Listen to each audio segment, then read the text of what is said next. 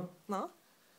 V rámci cyklu Sociálny experiment sa vám dneska hlásime s tým pokusom týkajúcim sa hlavne ostrých korení. Konkrétne ide o včely papričky. Náš praktikant, Tomáš Jakubec, Ja sa rozhodol, že pokorí túto výzvu a tieto dve včely papričky, ktoré sú pomerne ostré, počas tohto experimentu bude prežúvať v ústach po dobu 2 minút. Želáme vám príjemné sledovanie nášho programu. Práve začíname. Máš stopky? Dobre. Stopuješ?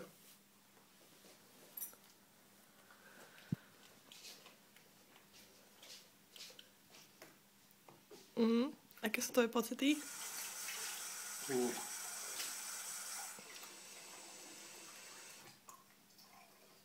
Trošky mám hubavu som aj na žúvať, akože nie je to už žúvateľné, nie je tam nič. Hej, tak len premiešavať miesto.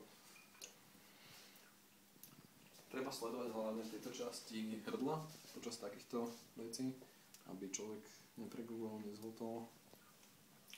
Takže dobre. Áno. Dobre, aby to nebolo nudné, tak Asi štípe, čo? zatiaľ si povieme niečo o... Poviem si niečo napríklad o estetických doplnkoch. Ukáž mi tie škopky, prosím ťa.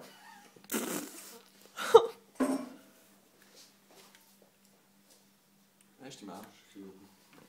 No, vráťme sa náspäť k týmto interiérovým doplnkom.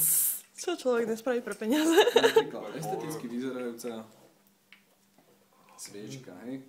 Máte tu mušle v tom, mušličky, zaliate do nejakého vosku, to v podstate len sem sa dá tá sviečka, zapálite, to tak vlastne tá Moju bol vypluj? Ne, to je jedlo. Jedlo sa nevyplúva. A toto keď sa zapálí, to vrhá rovno. To sa tak...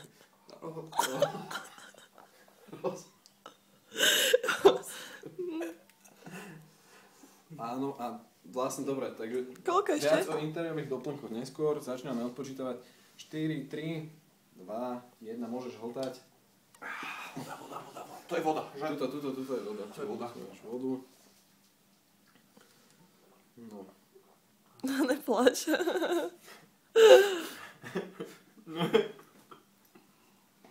A ďalšie epizódy z cyklu Zábava pre chudobných očakávajte čoskoro. Čaute! Čaute.